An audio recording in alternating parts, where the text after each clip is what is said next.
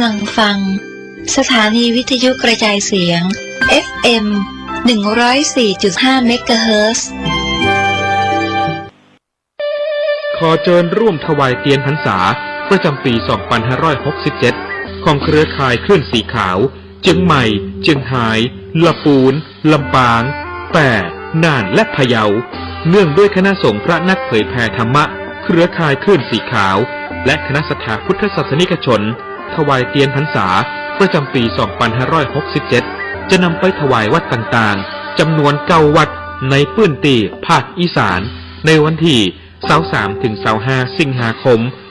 2567 โดยจะออกเดินทางในวันที่23สิงหาคม 2567 เวลาตี 4ในโอกาสนี้จึงขอเชิญชวนพุทธศาสนิกชนทุกท่านได้ร่วมถวายเทียนพรรษาและร่วมอนุโมทนาบุญไปด้วยกันเพื่อส่งเสริมพระพุทธศาสนาและวัฒนธรรมประเพณีอันดีงามต่อไป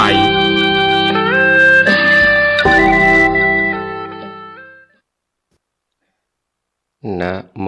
ตัสสะภะคะวะโตอะระหะโตสัมมาสัมพุทธัสสะขอความนอบน้อมจงมีแด่องค์สมเด็จพระบรมศาสดาสัมมาสัมพุทธเจ้าพระธรรมและพระอริยสงฆ์สาวกทั้งหลายขอเจริญพรกับคณะสัทธาญาติโยมสาธุชนทุกท่านวันนี้อาตมาภาพก็จะได้นำเอาเรื่องอุโบสถกรรมอันมีมาในคัมภีร์อรรถกถาธรรมบทขุทกานิกายพันดวรรคแห่งพระสุตตันตปิฎกมาอธิบายชี้แจงแสดงให้กับคณะสัทธาญาติโยมสาธุชนทุกท่านดำเนินความว่า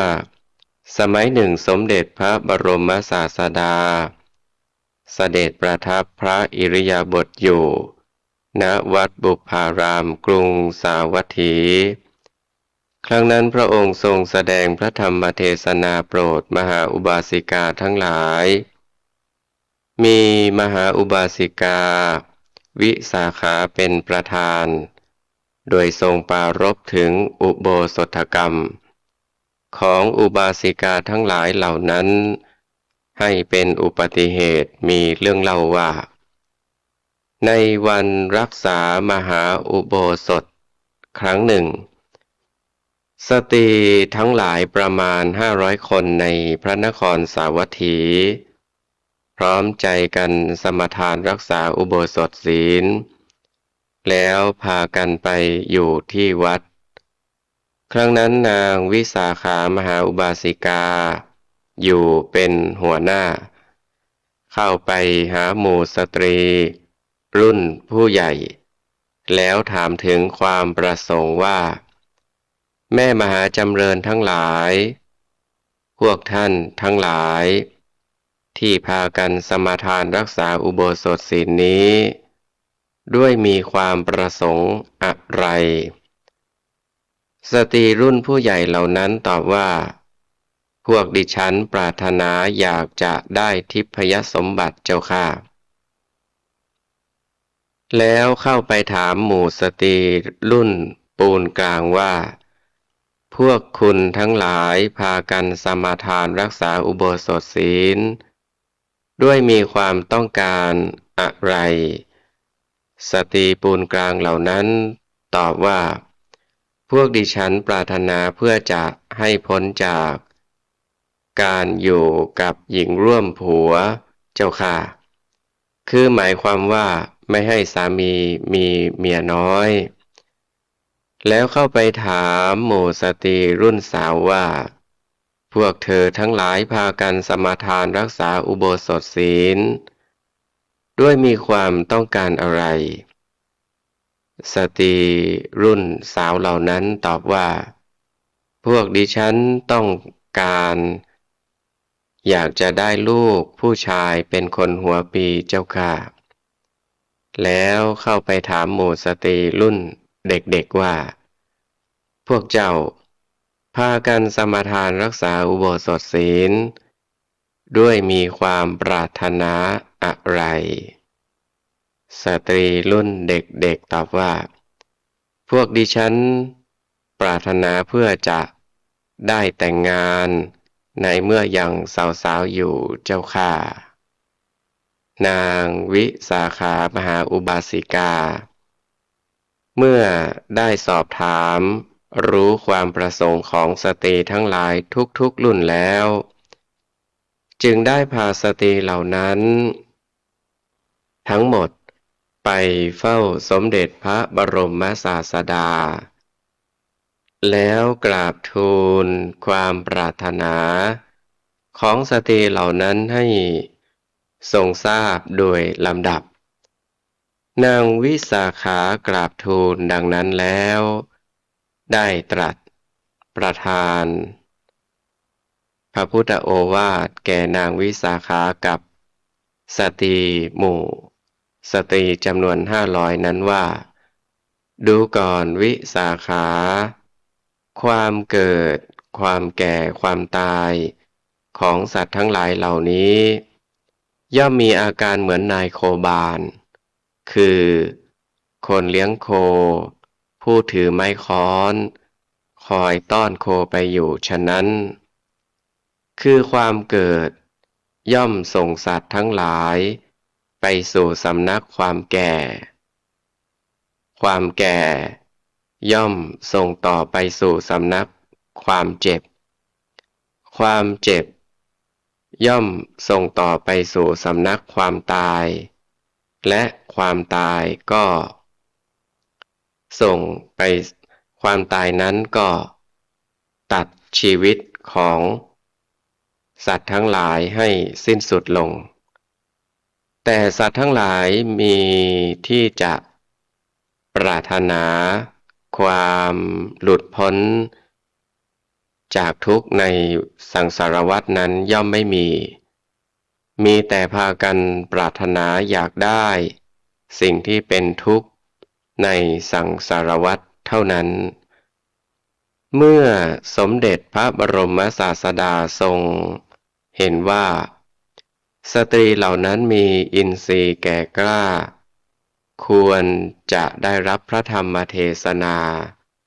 พระองค์เมื่อจะทรงแสดงพระธรรมเทศนาสืบอนุสนธิต่อไปจึงได้ตรัสพระธรรมเทศนาพุทธนิพนธกถาอันเป็นปัจฉิมพจน์ว่ายะถาทันเดนะโคปาโลคาโวปาเชติโคจรังเอวังชราจะมัจจุจะอายุงปาเชนติปานินังนายโคบาลคือคนเลี้ยงโคย่อมต้อนฝูงโคไปสู่ที่หากินด้วยไม้ค้อนชั้นใดความชราความแก่และมัจจุคือความตายย่อมต้อนอายุคือชีวิตตินทรีย์ของสัตว์ทั้งหลายให้หมดสิ้นไปฉะนั้นสตรีทั้งหลายเป็นอันมากมีนางวิสาขามหาอุบาสิกาเป็นประธานส่งยานไปตามกระแสพระธรรมเทศนาโดยโยนิโสมนสิการเป็นอันดีในเวลาจบพระธรรมเทศนาต่างก็ได้บรรลุมรรคผลมีโสดาปัตติผลเป็นต้นโดยสมควรแก่อุปนิสัยของตนด้วยประการฉะนี้ลำดับนี้จะได้อธิบายความในท้องนิทานและในพระธรรมเทศนาพุทธนิพนธคาถาอาศัยอรรถกถาในและอัตตโนมัตยาธิบายเพื่อเพิ่มเติมสติปัญญาฉลองศรัทธาประสาทิคุณ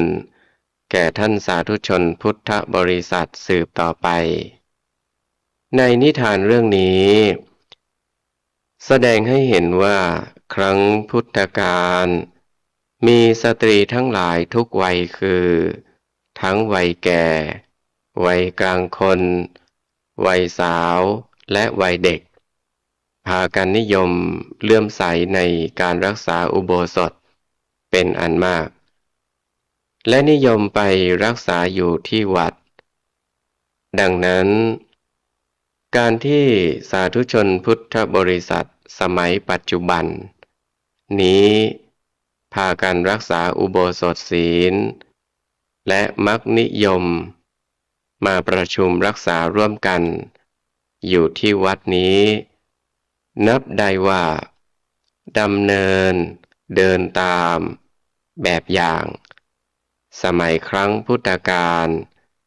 ดังปรากฏในนิทานเรื่องนี้ ก็การสมาทานและการรักษาอุโบสถศีลนั้น คือการน้อมนำตนเข้าอยู่ในขอบเขตอันจำกัด ด้วยสมาทานถือเอาศีล อันประกอบด้วยองค์ 8 และประพฤติอยู่ในขอบเขตขององค์ศีลนั้นอย่างเคร่งครัด ภายในระยะการอันมีขอบเขต ซึ่งโดยปกติก็วันหนึ่งกับคืนหนึ่ง หรือ24 ชั่วโมง องค์ศีล 8 ประการนั้นได้แก่ การงดเว้นอย่างเด็ดขาดจากความประพฤติชั่ว และความประพฤติอย่างสิ้นเปลือง ดังนี้คือ งดเว้นจากการฆ่าสัตว์ตัดชีวิตหนึ่ง งดเว้นจากการลักทรัพย์ประการหนึ่ง งดเว้นจากการเสพเมถุนประการหนึ่ง งดเว้นจากการพูดเท็จประการหนึ่ง งดเว้นจากการดื่มน้ำเมาประการหนึ่ง งดเว้นจากการบริโภคอาหารในเวลาวิกาล คือตั้งแต่เที่ยงไปแล้วประการหนึ่ง งดเว้น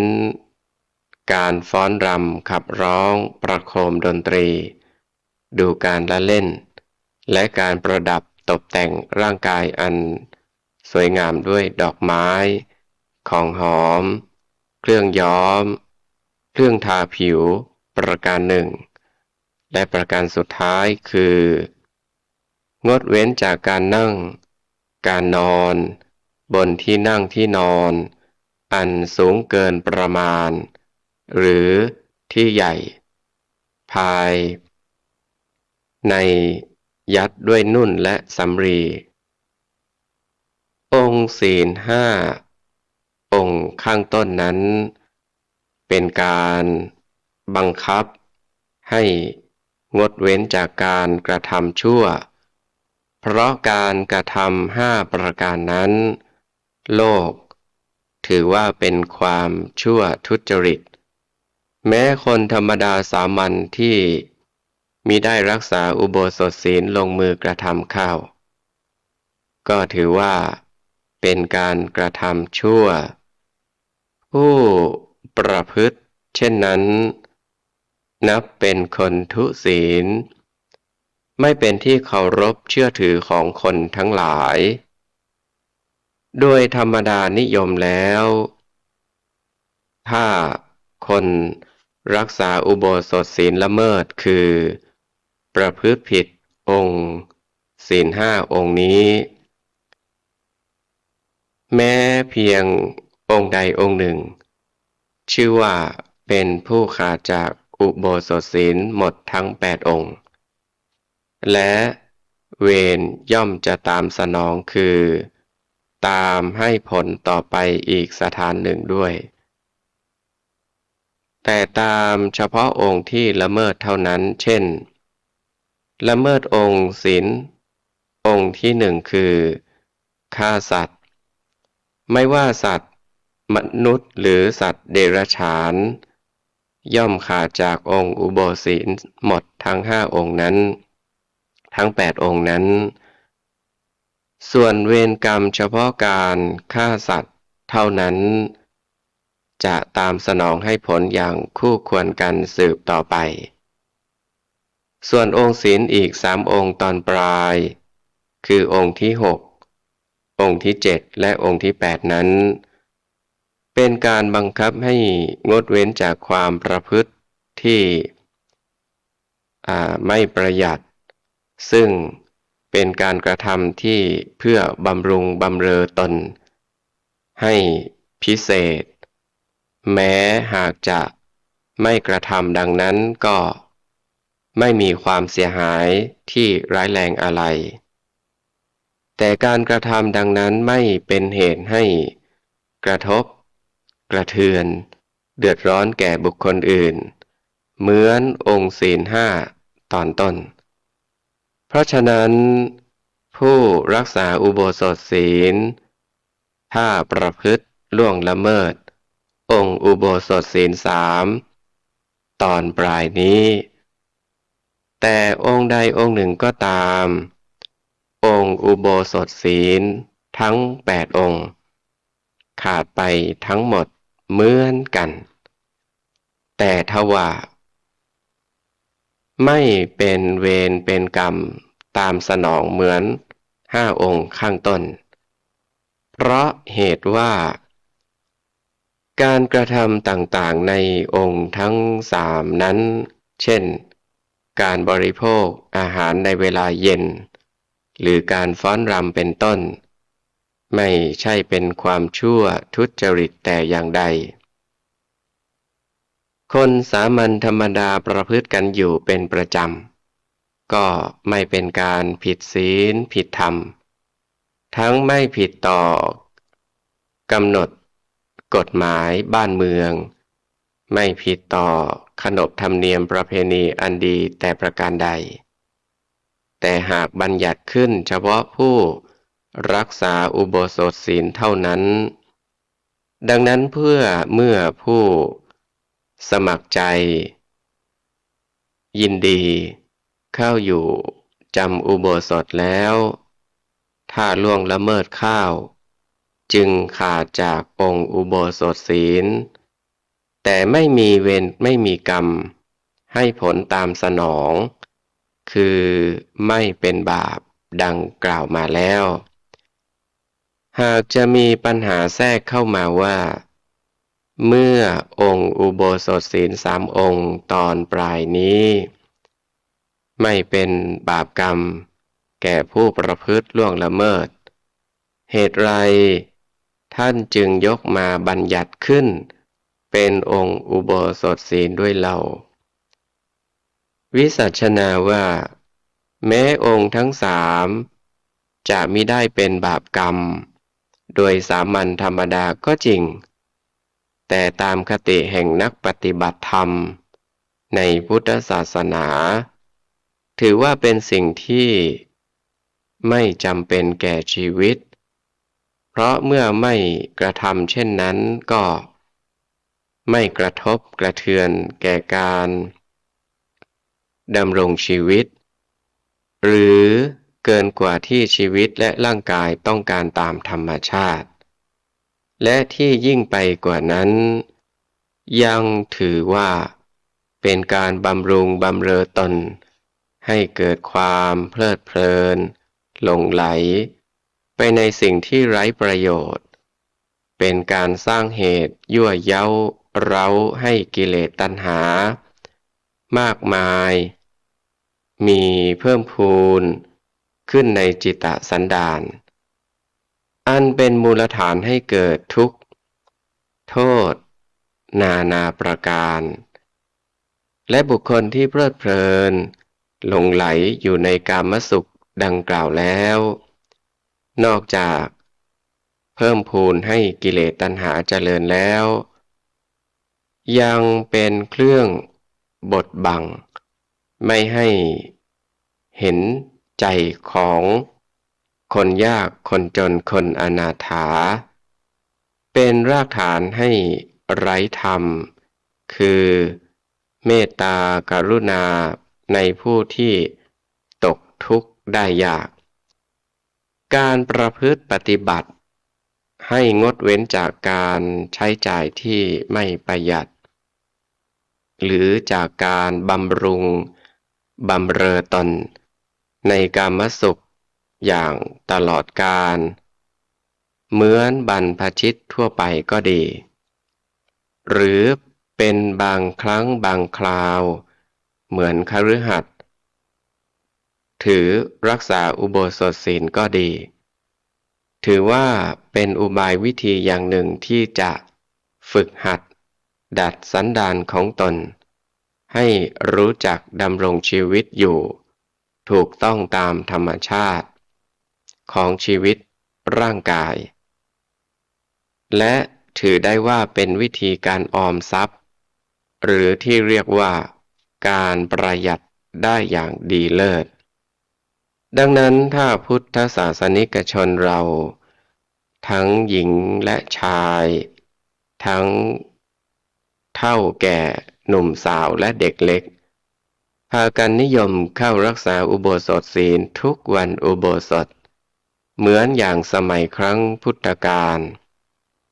ที่นางวิสาขามหาอุบาสิกาได้นำประพฤติปฏิบัติมาแล้วดังในนิทานเรื่องนี้ก็จะเป็นการประหยัดทรัพย์ของชาติลงได้อย่างมากหลายเป็นที่น่าอนุโมทนาสาธุการทีเดียวสมัยปัจจุบันนี้ถือเป็นวันสำหรับรักษาอุโบสถศีลเดือนหนึ่ง4 วันใน4 วันของเดือนนั้นถ้าคนไทยทั้งประเทศทุกชั้นทุกวัยพากันรักษาอุโบสถศีล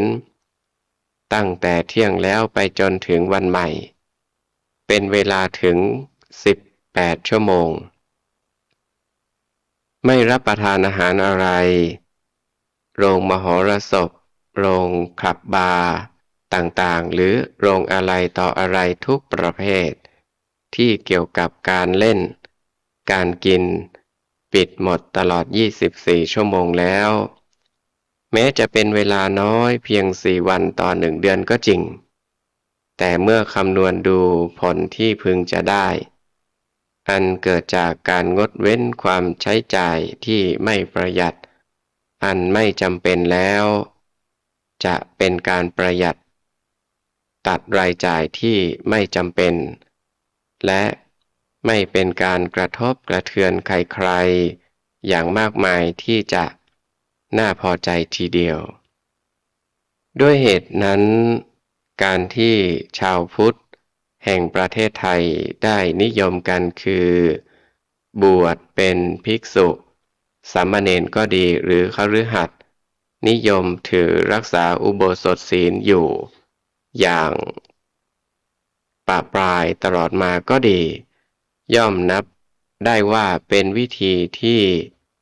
ช่วยการประหยัดของชาติอย่างดีที่มิได้บังคับข่มเหงจิตใจประการหนึ่ง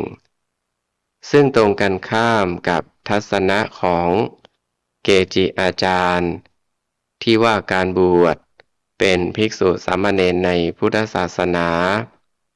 เป็นการกระทำเศรษฐกิจของชาติให้เสียไปนอกจากที่วิสัชนามาแล้วการบัญญัติองค์อุโบสถศีล3 องค์หลังนี้เป็นวิธีการเบื้องต้นในทางศาสนาที่จัดว่าเป็นวิธีฝึกหัดดัดสันดานของบุคคลซึ่งส่วนมากมักหลงติดกับความที่ใช้จ่ายไม่ประหยัดหรือความฟุ้งเฟ้อฝันในความสนุกสุขสบายในกามคุณอันเป็นสิ่งไร้สาระแก่นสารอยู่แล้วนั้นให้คอยบรรเทาเบาบางหรือริเริ่มในการฝึกหัดดัดนิสัยของตนให้ยิ่งขึ้นไปตามวิธีการปฏิบัติธรรมในทางพุทธศาสนาเพราะการปฏิบัติธรรมในทางพุทธศาสนานั้นถือว่าการฟุ้งเฟ้อหลงติดอยู่ในความสุข ที่เรียกว่ากามคุณอารมณ์นั้นเป็นปฏิปักษ์ศัตรูอย่างร้ายกาจร้ายแรงทีเดียวแม้แต่นักปฏิบัติธรรมชั้นดีที่ได้สำเร็จสมาธิจนถึงฌานสมาบัติแล้วถ้าเกิดมีกามคุณอารมณ์อย่างจังมากระทบเข้าก็จักเสื่อมจากคุณนั้นโดยทันทีที่เรียกกันว่าฌานเสื่อมนั่นเองแท้จริงการบำรุงบำเรอตนตามที่บัญญัติห้ามไว้ในองค์อุโบสถศีล3 องค์ตอนปลายนี้นั้นด้วยองค์ธรรมก็ได้แก่ตัณหาคือความโลภแม้บางอย่างบางชนิดจะไม่เป็นบาปเป็นกรรมเช่นการละเมิดองค์ศีล3 องค์นี้เป็นต้นแต่ก็เป็นเหตุให้เกิดทุกข์โทษนานาประการเพราะตัณหาคือโลภะเป็นตัวสมุทัยสัจจะซึ่งเป็นมูลฐานให้เกิดทุกข์นานาประการโดยสัทธรรมนิยมอยู่แล้วเพราะเหตุที่ความประพฤติที่ฟุ่งเฟ้อแม้จะไม่เป็นบาปกรรมแต่ก็เป็นเหตุให้เกิดทุกข์โทษและถ้างดเว้นเสียแล้วก็เป็นเหตุให้ได้ประสบประโยชน์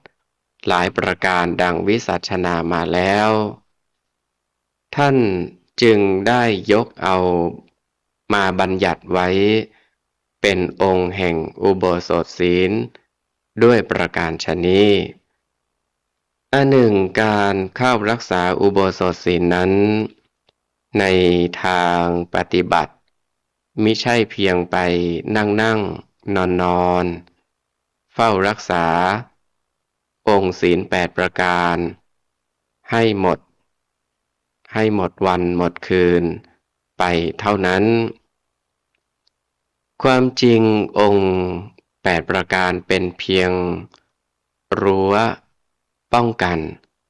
มิให้กระทำความชั่วอันเป็นปฏิปักษ์ต่อความดีเท่านั้นแต่ผู้รักษาอุโบสถศีลนั้นย่อมจะใช้เวลาอันประเสริฐนั้นปฏิบัติธรรมเพื่อขัดเกลาหรือชำระจิตใจให้บริสุทธิ์ตามความสามารถของแต่ละบุคคลอีกประการหนึ่งซึ่งตามที่ถือปฏิบัติกันสืบมานั้นคือผู้รักษาอุโบสถศีล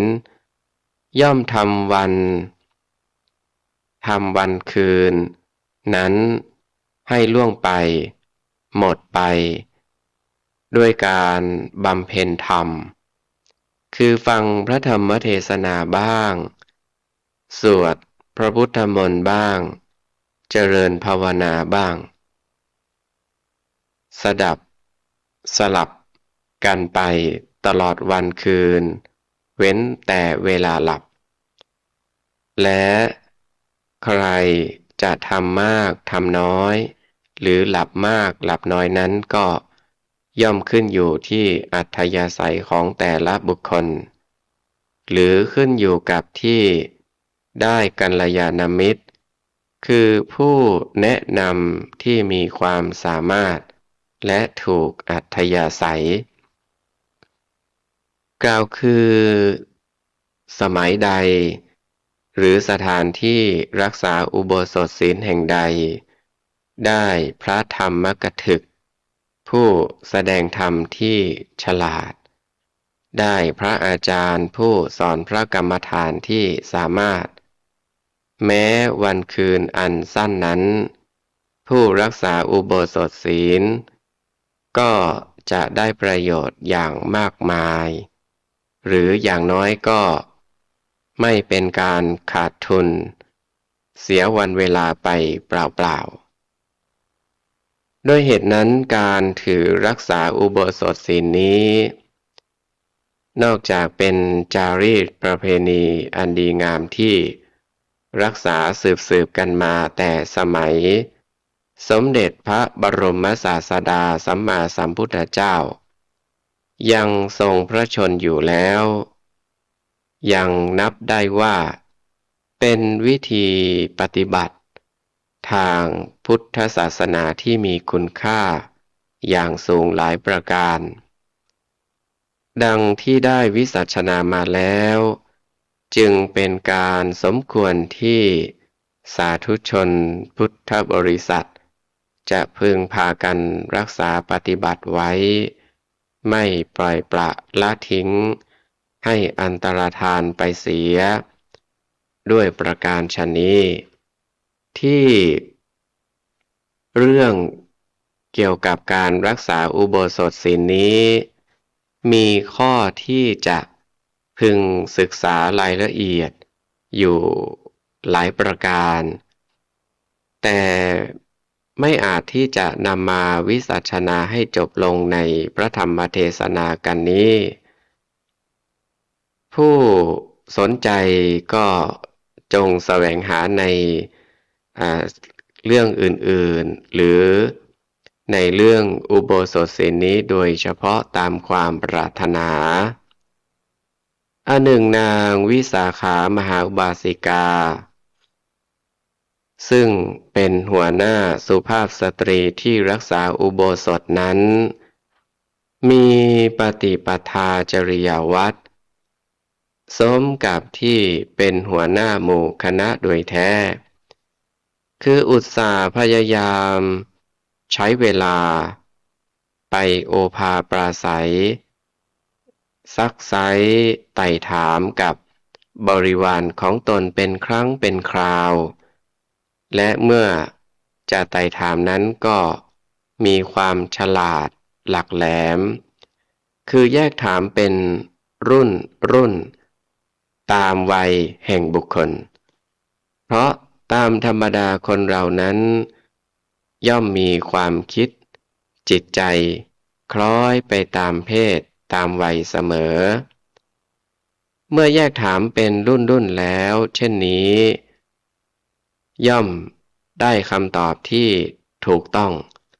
และตรงตามอัธยาศัยจิตใจจริงๆอันเป็นหลักการของผู้เป็นหัวหน้าประการหนึ่งที่จำต้องรู้ความต้องการของบริวารชนโดยถูกต้องตามที่มีอยู่เป็นอยู่จริงๆเมื่อนางวิสาขามหาอุบาสิกาสอบถามความปรารถนาของอุบาสิกาผู้เป็นบริวารเหล่านั้นตามที่เป็นจริงแล้วแทนที่จะตอบปัญหาเสียเองแต่นางมีสติสัมปชัญญะรู้ดีว่าควรมิควรสถานไรจึงได้นำสติเหล่านั้นไปเฝ้าสมเด็จพระบรมศาสดาแล้วกราบทูลความประสงค์ปรารถนาของสติเหล่านั้นให้ทรงทราบโดยละเอียดทุกประการฝ่ายสมเด็จพระบรมศาสดาผู้ยอดบรมครูทรงทราบอัธยาศัยจิตใจของพุทธบริษัทพระองค์มิได้ทรงพยากรณ์ปัญหาว่าอันความปรารถนาของสตรีแต่ละรุ่นซึ่งต่างก็มีความปรารถนาต่างกันตามรุ่นตามวัยของตนนั้นจะสำเร็จเพตุผลให้สมความปรารถนาหรือไม่ประการใดแต่พระองค์ได้ทรงประทานพุทธโอวาทรวมยอดทีเดียวว่าความเกิดความแก่ความเจ็บและความตายของสัตว์ทั้งหลายเหล่านี้ย่อมมีอาการเหมือนนายโคบาล คือคนเลี้ยงโคผู้ถือไม้ค้อนคอยต้อนโคไปอยู่ฉะนั้นคือความเกิดย่อมส่งสัตว์ทั้งหลายไปสู่สำนักความแก่ ความแก่ส่งต่อไปยังสำนักความเจ็บ ความเจ็บส่งไปยังสำนักความตาย แล้วความตายนั้นก็ทำหน้าที่ตัดชีวิตตินทรีย์ของสัตว์ให้ขาดสะบั้นลงแค่นั้น เหมือนตัดไม้ให้ขาดด้วยขวาน แต่แม้จะเป็นความจริงปรากฏอยู่ดังนี้ สัตว์ทั้งหลายก็ไม่ปรารถนาสิ่งที่หลุดพ้นไปจากวัฏทุกข์ คงพากันปรารถนาแต่สิ่งที่เป็นวัฏทุกข์อยู่นั่นเอง ซึ่งมีความหมายว่า การที่สตรีเหล่านั้นปรารถนาตั้งหลายอย่างต่างๆกันคือ รุ่นแก่ปรารถนาทิพยสมบัติ รุ่นกลางปรารถนาให้พ้นจากหญิงร่วมผัว รุ่นสาวปรารถนาอยากได้บุตรชายเป็นคนหัวปี รุ่นเด็กปรารถนาอยากจะแต่งงานแต่เมื่อยังสาว ทั้งหมดนี้สมเด็จพระบรมศาสดาทรงพยากรณ์รวมยอดว่าเป็นความปรารถนาสิ่งที่เป็นทุกข์ในสังสารวัฏเหมือนกันทั้งนั้น แม้ว่าผลที่ปรารถนานั้นจะพึงสำเร็จสมความประสงค์ก็ตาม ก็ไม่สามารถที่จะให้พ้นไปจากทุกข์ในวัฏสงสารได้ คือยังจักต้องเวียนว่ายตายเกิดเป็นทุกข์อยู่ตลอดไป เพราะฉะนั้นสมเด็จพระบรมศาสดาจึงตรัสรวมยอดว่าเป็นความปรารถนาสิ่งที่เป็นทุกข์ในวัฏสงสาร แต่ที่จะปรารถนาเพื่อสำเร็จมรรคผลนิพพานอันเป็นวิวัตคามินีกุศลที่จะทำบุญที่จะทำบุคคลนั้นให้พ้นจากทุกข์ในสังสารวัฏนั้นไม่มีเลย เมื่อสมเด็จพระพุทธองค์จะโปรดประทานพระธรรมเทศนาเพื่อทรงน้อมนำจิตใจของสตรีเหล่านั้นให้ไหลไปสู่พระนิพพานจึงตรัสแสดงให้เห็นโทษของความเกิดความแก่ความเจ็บความตายอันเป็นตัวการที่ยั่วเย้ายั่วให้สตรีเหล่านั้นพากันปรารถนาโดยพระพุทธนิพนธกถาว่านายโคบาลคือคนเลี้ยงโคย่อมต้อนฝูงโคไปสู่ที่หากินด้วยไม้ค้อนชันใดชราความแก่และมัจจุความตายย่อมต้อนอายุคือชีวิตตินทรีย์ของสัตว์ทั้งหลายให้หมดสิ้นไปฉะนั้นอธิบายว่าสมเด็จพระบรมศาสดาได้ทรงทราบความปรารถนาของสตรีรุ่นต่างๆที่รักษาอุโบสถศีลตั้งแต่รุ่นแก่ถึงรุ่นเด็กล้วนแต่ปรารถนาสิ่งที่อยู่ในวิสัยแห่งชาติทุกข์คือความเกิดทั้งนั้นแม้รุ่นแก่ที่ปรารถนาทิพยสมบัตินั้นก็ไม่พ้นจากชาติทุกข์ในเมืองสวรรค์แม้สวรรค์จะไม่มีความแก่และความเจ็บปรากฏโดยธรรมดานิยมแต่ก็มีวันที่จะจุติคือแตกกายตายในเวลาสิ้นบุญอยู่นั่นเองพระองค์ทรงทราบอุปนิสัยจิตใจของสตรีเหล่านั้นว่า ยังหลงไหลมัวเมาอยู่ในชาติทุกข์คือความเกิดได้แก่ยังปรารถนาอยากจะเกิดประสบทุกข์อยู่อีกดังนั้นพระองค์จึงได้ตรัสถึงโทษแห่งความเกิดว่าไม่มีสาระแก่นสารอะไรเพราะเกิดแล้วก็จะต้องแก่แก่แล้วก็จะต้องเจ็บและตายในที่สุดโดยทรงเปรียบเทียบให้เห็นด้วยอุปมาเหมือนนายโคบาลถือไม้ค้อนขับต้อนฝูงโคไปฉะนั้นซึ่งมีความหมายว่าความเกิดความแก่ความเจ็บความตายที่นี้ทำหน้าที่ขับไล่อายุคือชีวิตอินทรีย์ของสัตว์ทั้งหลายไม่ยกเว้นให้ไปจนถึงความตายแล้วความตายก็ทำหน้าที่ตัดให้ขาดสลายให้สูญหายจากสรรพสิ่งทั้งมวลอันเป็นที่รักเป็นที่ปรารถนาคันแต่กายตายไปแล้วก็กลับมาเกิดใหม่เริ่มเสวยทุกข์ไปอีกจนตายอีกแล้วก็เกิดอีกเป็นอยู่อย่างนี้ไม่มีใครที่จะพยากรณ์ได้ว่าจะสิ้นสุดลงเมื่อไหร่การเวียนว่ายตายเกิดคลุกเคล้าอยู่กับความทุกข์โดยไม่มีที่สิ้นสุดโดยทำนองนี้เรียกว่าสังสารวัฏทุกข์หรือทุกข์ในสังสารวัฏสมดังที่สมเด็จพระพุทธองค์ตรัสว่าสัตว์ทั้งหลายมีแต่พากันปรารถนาสิ่งที่เป็นทุกข์ในสังสารวัฏ